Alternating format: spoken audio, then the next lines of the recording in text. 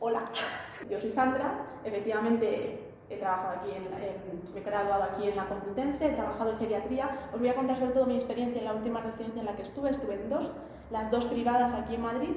En una estuve 6 meses a media jornada, pero de la que os voy a realmente contar es de la que estuve a jornada completa como única terapeuta de una residencia de 60 personas durante 1 año y medio, que es donde realmente yo tuve oportunidad de desarrollar todo lo que ahora mismo considero que es mi trayectoria profesional.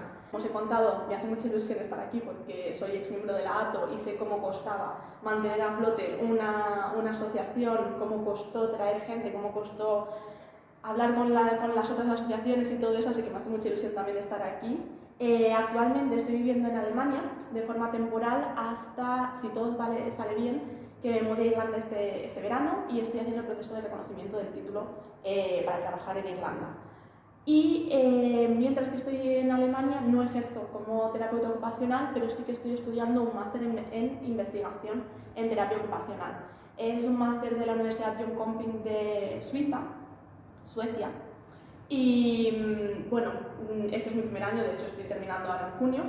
Y este máster, la verdad es que me ha permitido ampliar muchísimo conocimiento en cuanto a teorías de terapia ocupacional que no recibí o que no supe encontrar o buscar por mi cuenta cuando estaba en la carrera. Siento que a nivel teórico en cuanto a terapia ocupacional me está enseñando mucho que yo considero que me faltó durante la carrera.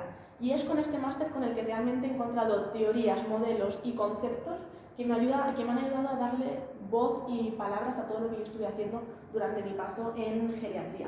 Me hace mucha ilusión que estéis aquí. La verdad, me llama también mucho la atención que geriatría sea un ámbito en el que tengáis curiosidad y os apetezca como formaros, porque yo dije que jamás geriatría, en plan, que no. Porque como os he dicho, yo considero que la terapia ocupacional en la Complutense tiene un enfoque muy médico rehabilitador que para mí asociaba geriatría con lo que son manualidades y actividades lúdicas.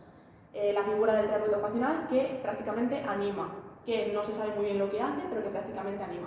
Era algo que no conectaba para nada conmigo, que yo había visto que se quejaban mucho las terapeutas ocupacionales en redes sociales de esta figura, ¿no?, en residencias como persona que simplemente se dedicaba a animar. Y yo decía que yo manualidades no, que yo actividades lúdicas no. Bueno, entré por el aro, obviamente, porque al final cuando trabajas hay una serie de requisitos y objetivos que hay que trabajar. Pero cuando yo empecé a trabajar en esta residencia, yo entré en mayo del 2020, lo que quiere decir que yo entré en plena pandemia. No viví la pandemia en su máximo apogeo con todo. Ya teníamos EPIs, ya teníamos muchísimos recursos, protocolos. Sí que estábamos en aislamiento y en aquel momento os puedo decir que todo lo que se basó es nada de terapia ocupacional, había que servir comida a los residentes porque estaban aislados en sus habitaciones. Entonces, bueno, en aquel momento mucho más el tema de las videollamadas para la comunicación con la familia.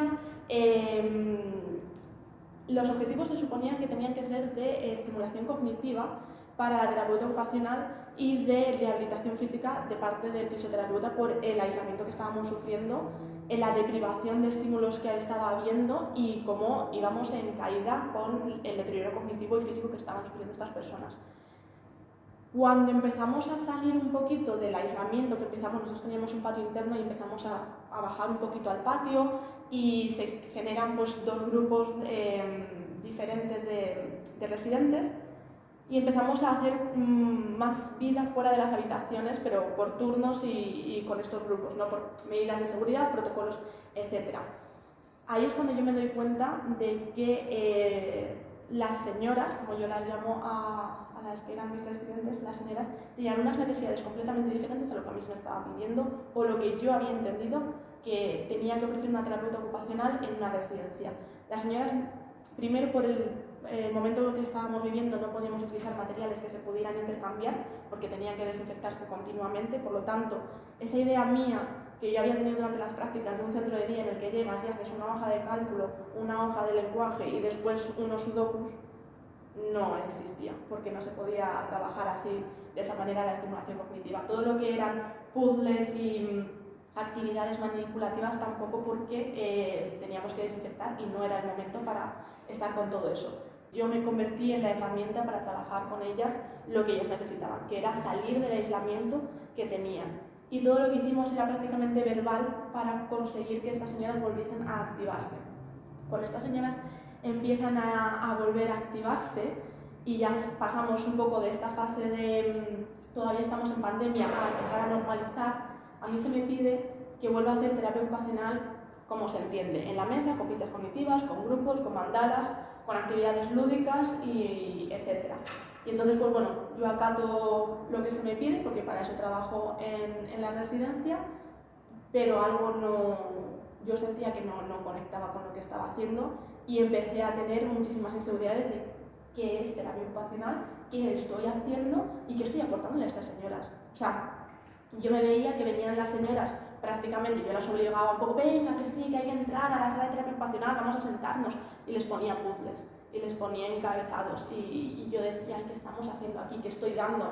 ¿Qué estoy trabajando? Memoria, atención y funciones cognitivas, pero ¿con qué sentido? ¿Con qué finalidad? ¿Qué es esto? También estaba un poquito limitada por todo el tema de la pandemia.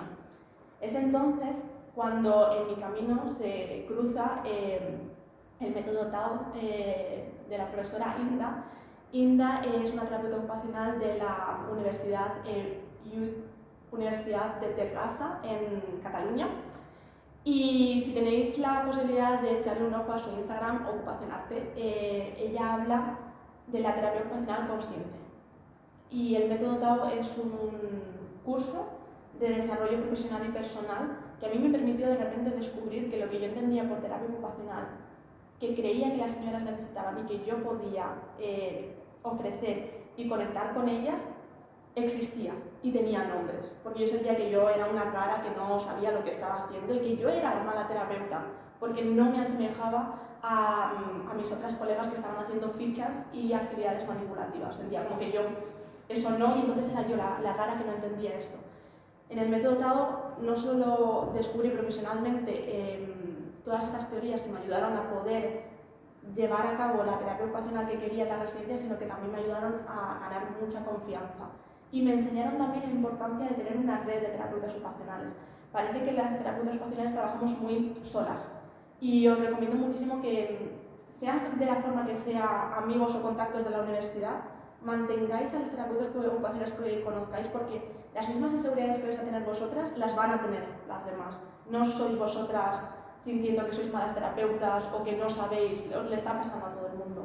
Y hablar con vuestros colegas de profesión os va a permitir tener esa mirada más amplia de no soy solamente yo, nos pasa a todas.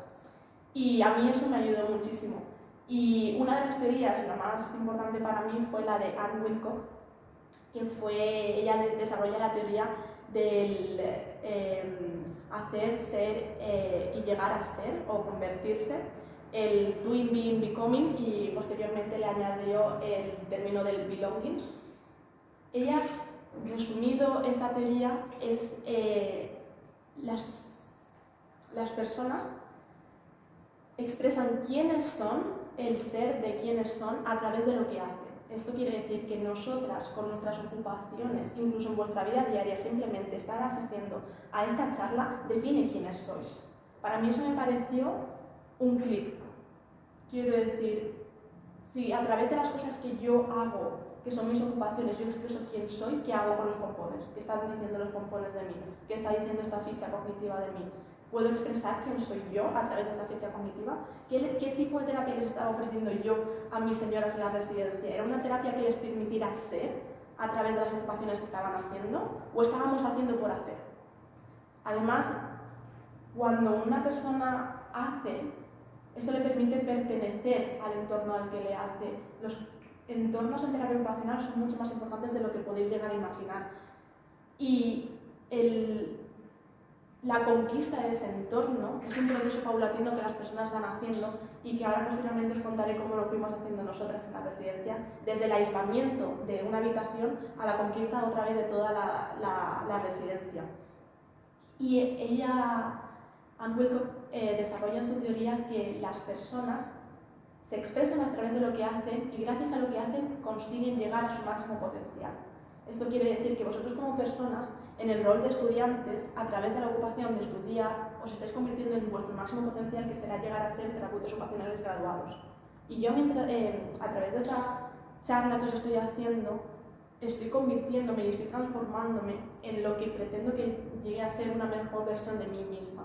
Entonces, pensad siempre que vuestras ocupaciones, incluso las que realizáis en el día a día, si decidís tanto quedaros en casa, o decidís salir a correr, o decidís invertir tiempo en pintar, esas ocupaciones os van a permitir transformaros en una u otra cosa, llegar a un punto o llegar a otro. Es por ello que la importancia que tienen las ocupaciones en el impacto de nuestra salud, que está muy referenciado en la literatura, es muy grande. No voy a decir que la ocupación tiene un impacto positivo en la salud, porque las ocupaciones pueden ser positivas o negativas. Quiero decir, los hábitos de consumo de alcohol son ocupaciones que son significativas para la persona, le permiten tener un ser, una identidad ocupacional, le permite tener unas relaciones que giran en torno a esa ocupación y le permite transformarse. ¿De qué manera y desde dónde estamos juzgando si eso es para bien o eso es para mal, o qué impacto tiene en la salud hacia positivo o hacia negativo? Es algo que nosotros como terapeutas ocupacionales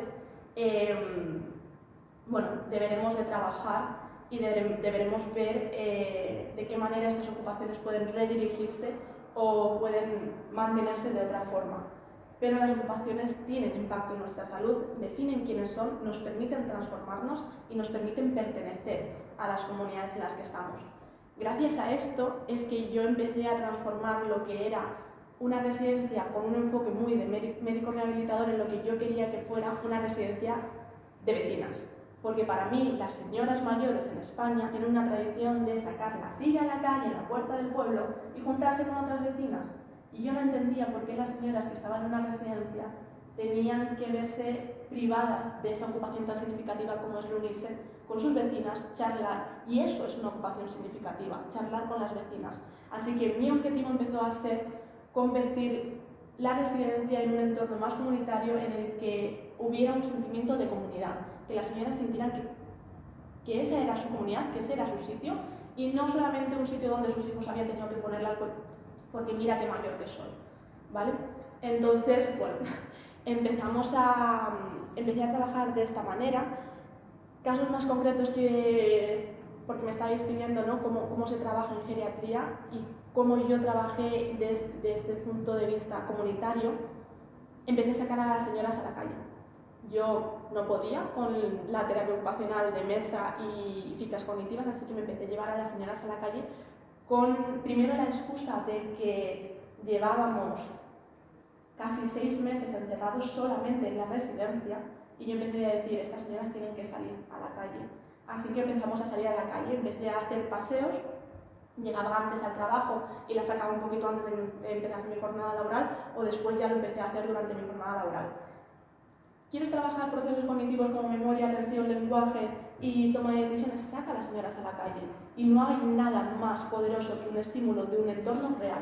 Salíamos a la calle, veíamos niños, veíamos palomas, veíamos obreros, veíamos esto y hablábamos sobre ello. Terapia de lenguaje y atención.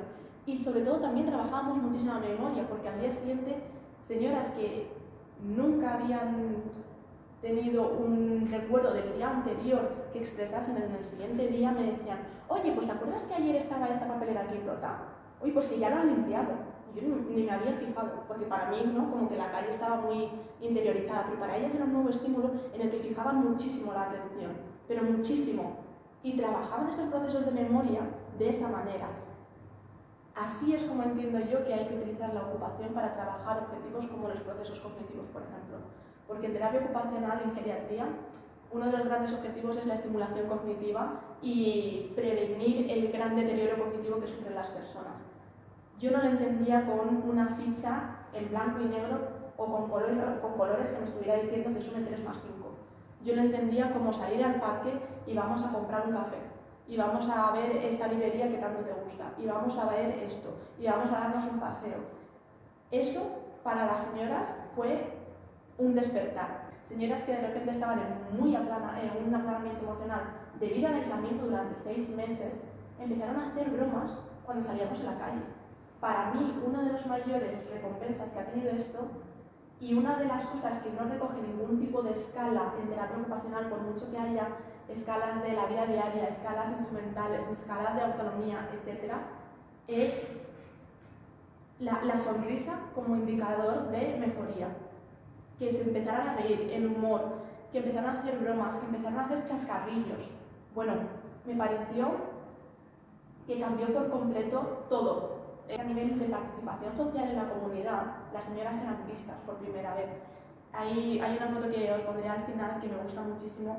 Yo empecé a sacar, no solamente a pasear a las señoras, sino que empecé a sacar las sillas de ruedas y las sillas que teníamos en el centro a la puerta de nuestra residencia, como si fuese la puerta de una casa en un pueblo. Entonces yo reunida allí a las señoras, de hecho es que me pedían y me demandaban que cuando las iba a tocar a ellas, y yo, señora, ¿ve usted que llevo a una silla de ruedas aquí, a una y a otra? Digo, está difícil ahora mismo, pero espérese, que salimos ahora. ¿Por qué? Porque de repente, entre que estaba llegando el buen tiempo, estábamos volviendo a salir, y las salidas lo que fomentaban era también que entre ellas hablasen. Oye, ¿no viene fulanita? Y ya estamos manteniendo la atención en que fulanita no está en el grupo. Estamos trabajando la función cognitiva y estamos trabajando el pertenecer a un grupo y los vínculos entre estas señoras. Ya no son desconocidas que comparten un mismo entorno en una residencia, porque tú no has decidido que nosotras dos vamos a vivir juntas, simplemente nos encontramos compartiendo el mismo espacio en una residencia. Crear un vínculo que nos haga que nos podamos caer mejor o peor, pero que haya un vínculo entre tú y yo y que nos reconozcamos como parte del mismo grupo en el que estamos, eso hay que trabajarlo, eso hay que crearlo. Eso es algo que toma tiempo y tomó varias salidas a la calle para que cada uno estuviese pendiente de si fulanita quería irse, de si fulanita le estaba dando el sol, si a fulanita quería un vaso de agua o si fulanita llevaba 2 días sin venir al círculo de ahí fuera. Y eso empezó a convertirse en una comunidad. Y así es como empezamos a trabajar. Cosas que podíamos trabajar dentro, las intentaba trabajar fuera.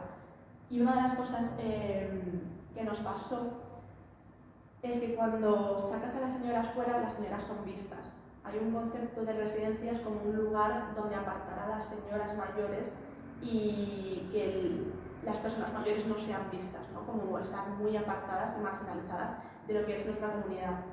3 encuentros tuvimos con diferentes personas que nos dijeron: qué maravilla ver a las señoras aquí fuera, porque las señoras salían fuera, tomaban el sol y se ponían a cantar sus canciones de antes. Entonces ellas salían y cantaban muy contentas y estaban realizando una ocupación que para ellas era muy significativa, que son las canciones de su infancia con las que ellas habían crecido, con personas que compartían los mismos intereses en un ambiente que les resultaba cómodo, acogedor y estimulante. Entonces, ¿cómo trabajar en geriatría la ocupación? De esta manera. Primero teniendo claro cuáles son los intereses de las señoras, cuáles son sus necesidades, y desde ahí empezar a buscar qué recursos tenéis. Yo tenía la suerte de que teníamos una acera enfrente de nuestra residencia y era posible. Utilicé la excusa de estar recuperándonos del COVID, del aislamiento, no permitíamos todavía visitas por temas protocolarios y demás de las familias, entonces esas señoras no salían. Entonces yo empecé a utilizar eso como mi excusa para poder sacarlas a la calle. Organicé desayunos y me llevé a aquellas personas que son más autónomas y que todavía tienen manejo del dinero y nos fuimos a desayunar. Y una de las cosas que me dijeron es: ¡oh, por fin café! Lo que se da en la residencia no es café, es aguachile. Y esos son estímulos del mundo real que no consiguen y que no tienen y que no y aquí es un concepto que os voy a contar. No tienen la oportunidad de probar café si tú no se lo ofreces. Para mí, las terapeutas ocupacionales somos facilitadores y creadores de oportunidades para que las personas puedan participar en sus ocupaciones. Primero, identificando qué ocupaciones son significativas para ti. Vosotros dos no vais a compartir las mismas ocupaciones por vuestras historias de vida. Entonces, ¿por qué vamos a hacer la misma ocupación? O, incluso realizando la misma ocupación, la vais a interpretar y la vais a integrar en vuestra historia de vida completamente diferente. Cada una está recibiendo la misma charla que estoy dando de maneras completamente diferentes, dependiendo de si os interesa o no esto de geriatría. Si mis palabras os están llegando y os resuenan de algo que habéis visto en redes sociales. Es completamente diferente cómo lo vais a vivir. Entonces, lo primero es identificar qué intereses, qué historia de vida tienen estas personas, qué ocupaciones les son significativas, qué recursos tengo yo para trabajar con esto. Y después posibilitarlo, porque hay un concepto que no descubrí hasta posteriormente, y me di cuenta de que de manera transversal lo había estado trabajando sin darme cuenta, que es el de justicia ocupacional. La justicia ocupacional es el derecho que tienen todas las personas para poder participar en una variedad y sobre todo una significativa variedad de ocupaciones sin atender a causas que son totalmente externas y modificables. Estoy traduciendo del inglés, perdóname. Esto traducido un poco a nuestro vocabulario significa que hay barreras que imposibilitan a las personas participar de sus ocupaciones. Como terapeutas ocupacionales somos agentes facilitadores para posibilitarlos, para crear esas oportunidades, para salvarlos y sobre todo para darnos cuenta de qué están pasando. La marginalización ocupacional es marginar grupos sociales de personas por X situaciones, raza, etnias, religiones, poder adquisitivo, etc. Y que no puedan participar de X ocupaciones. La privación ocupacional es una de las cosas que estaban sucediendo en mi residencia y puede que estén sucediendo en otras residencias o en otros centros.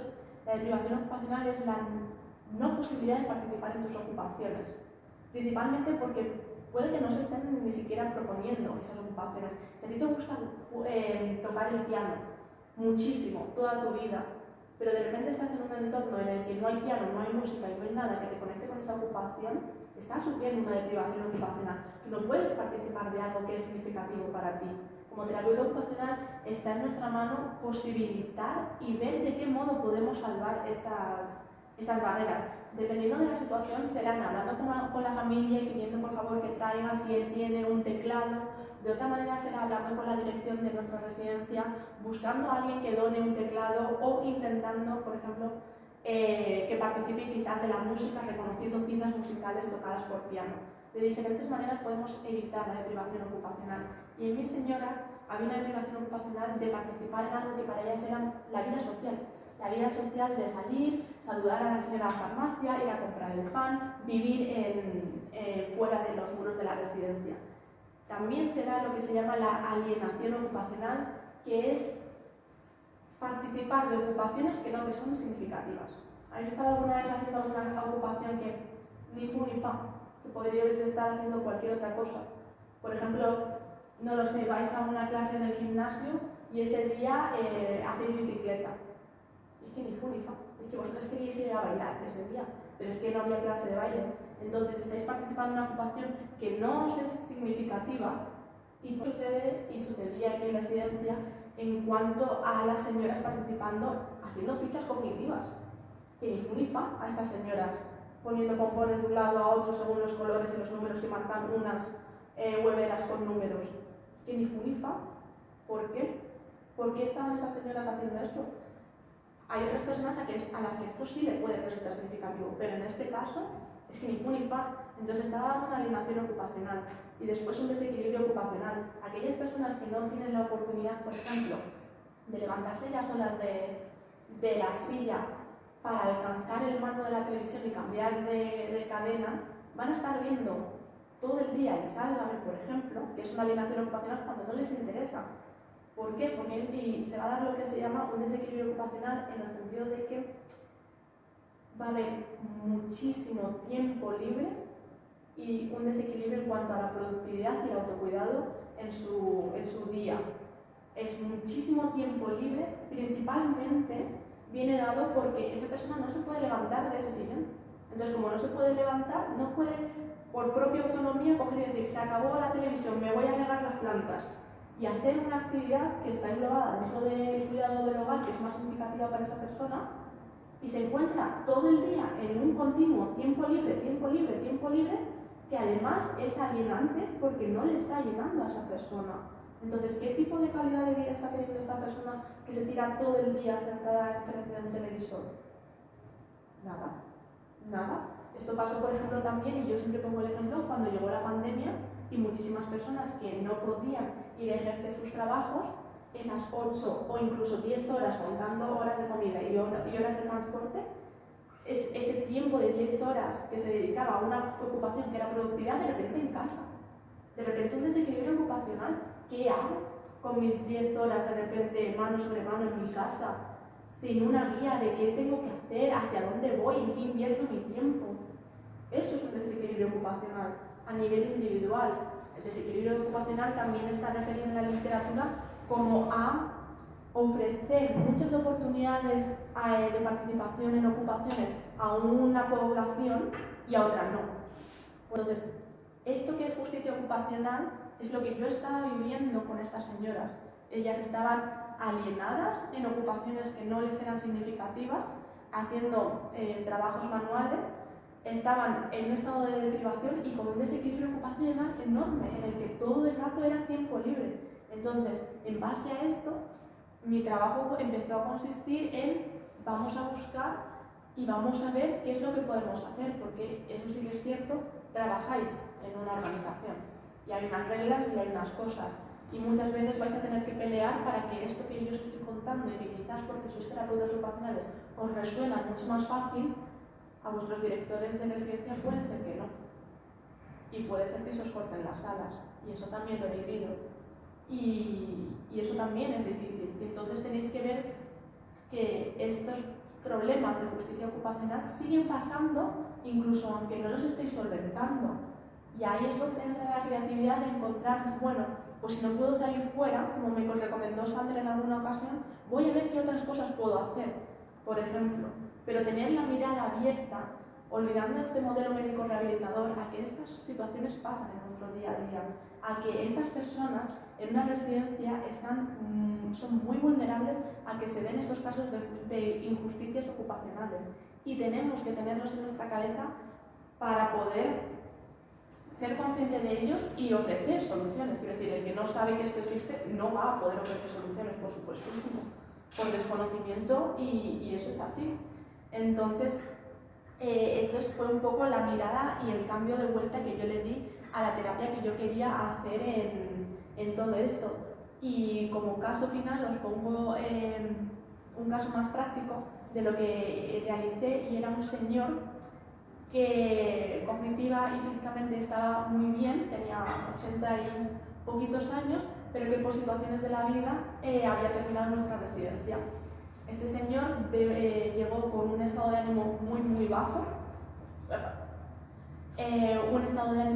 bajo, sin saber qué hacer con su vida, sintiendo que su vida se había acabado por la situación familiar que había vivido, que le había traído a la residencia.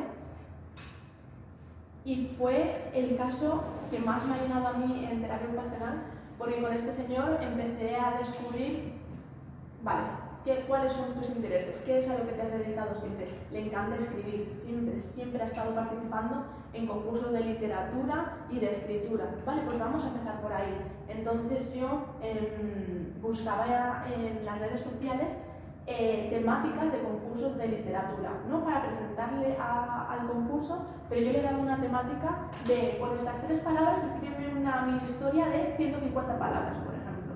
Y entonces, este señor empezó a hacer este tipo de ocupaciones al principio muy a desgana. No tengo imaginación, no sé por dónde tirar. Yo le daba pautas muy acotadas. 3 palabras, 150, me desarrollas una historia de 150 palabras, utilizando esos tres conceptos que te doy. O le daba una imagen y le decía, a ver, ¿qué sacamos de aquí? No sé qué. Utilizábamos la escritura como una ocupación para que esta persona pudiera llegar a ser su mejor versión.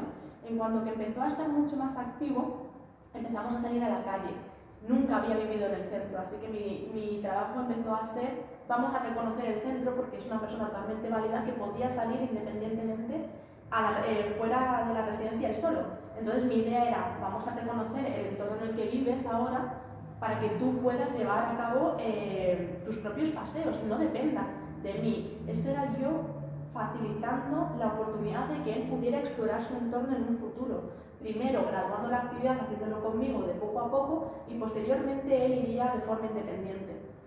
En una de estas yo descubrí que había una biblioteca muy cerquita de nuestra residencia. Entonces uno de nuestros paseos consistió en ir hasta la biblioteca y se enamoró de la biblioteca.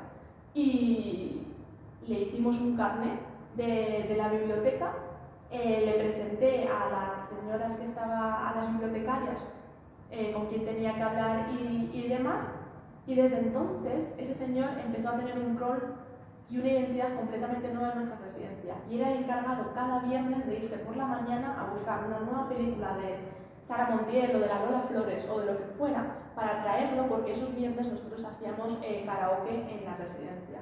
Entonces él era el encargado, tenía un proyecto dentro de la residencia, tenía una nueva identidad dentro de la residencia que estaba completamente en línea con sus intereses, sus valores y lo que él había hecho toda su vida, que era escribir, estar entre libros y era una persona muy servicial. Entonces este rol de poder ser el encargado de ir y elegir qué película, qué canción, qué esto y proponerla en el grupo, le daba un rol dentro de esta comunidad que habíamos creado, porque además esto le permitió empezar a hablar con estas señoras. Oye, que he escuchado que a ti te gusta la Lola Flores, que si he visto esto en la biblioteca, que si la quieres.